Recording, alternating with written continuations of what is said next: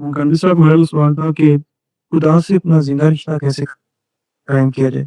और हकीकी तौर पर खुदा पर और उसके प्लान्स पर पुख्ता यकीन कैसे कायम किया जाए? एक अकली सतह है, उसके लिए अल्लाह ताला की किताब की तरफ रुजू कीजिए।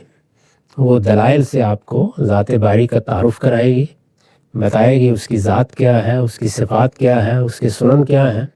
ये इल्मी मारिफत आपको इससे हासिल होगी। फिर चूँकि वो अल्लाह ताला के अपने अल्फाज में है तो उससे एक तासीर मुंतकिल होती है। जब आप बार बार कुरान को पढ़ते हैं और कुरान से एक ज़िंदा ताल्लुक़ पैदा करते हैं तो अल्लाह ताला के साथ भी ताल्लुक़ में मजबूती आती है। इसके साथ अपने नफ्स को ख्वाहिशात से हटा के कुछ वक्त के लिए अपने रब की तरफ मतवज्जे करें। उसके लिए मस्जिद, नमाज, उसका खुसूसी एहतमाम, ये ज़रा ज़ोर लगा के करना पड़ता है। फिर आहिस्ता आहिस्ता उसमें दिल लगने लग जाता है। और फिर इससे आगे सालिहीन की सोबत, तो मैं इसको मोहम्मदी सलूक कहता हूँ। यानी कुरान ने ये सलूक बताया है, ये तीनों निकात है, इनको सामने रखें। इसके सिवा बाकी जितनी चीज़ें हैं वो या कमी पे या ज़्यादती पर मुंतज होती हैं, उनमें इफ़रात व तफरीत है।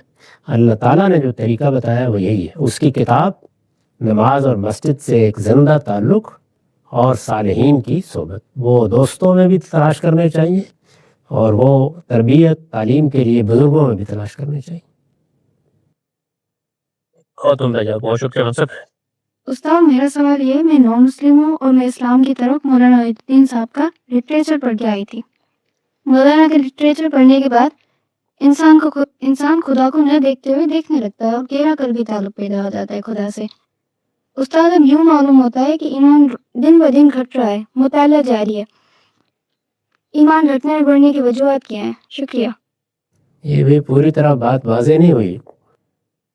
जी, फरमाती हैं कि मौलाना का लिटरेचर पढ़ के इस्लाम की तरफ आई, लेकिन जो कैफियत थी वो उस तरह की नहीं है जो इस्लाम कबूल करने के फ़ौरन बात हुई थी। ईमान कभी कमज़ोर हो जाता है, कभी बढ़ता है, तो इसकी क्या वजह है? क्या ये मामला ऐसे ही होना चाहिए फितरी तौर से? इंसान ऐसे ही है, इंसान एक हालत में कभी नहीं रहते। सहाबा किराम की जमात जिसकी अल्लाह ने ख़ुद तारीफ़ की है और ये बताया है कि वो खैर उम्मत थे, वो भी अपनी यही कैफियत बयान करते हैं। वो ख़ुद बयान करते हैं कि रसूलुल्लाह के होते हुए सूरत हाल और थी। आपकी मजालिस में बिल्कुल मुख्तलिफ़ कैफियत होती थी। वहाँ से उठ के अपने धंधों में जाते थे, कोई खेत में काम करने गया है, कोई अपना बाग देखने गया है, तो वो कैफियत नहीं रहती थी। इसी तरह इंसान पर अहवाल गुजरते हैं।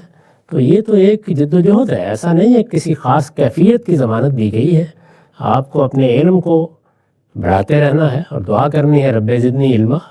आपको अपने अमल के लिए एहतमाम करना है और वो कोशिश करते रहना है जिसमें अल्लाह की किताब का मुताला जारी रहे, मस्जिद की हाज़िरी का एहतमाम रहे और इससे आगे बढ़कर सालिहीन की सोबत, उनकी मजलिसों में जाना, उनकी बातें सुनना, इसका एहतमाम करते रहे। ये तो अपने आप को बेदार रखने का अमल है।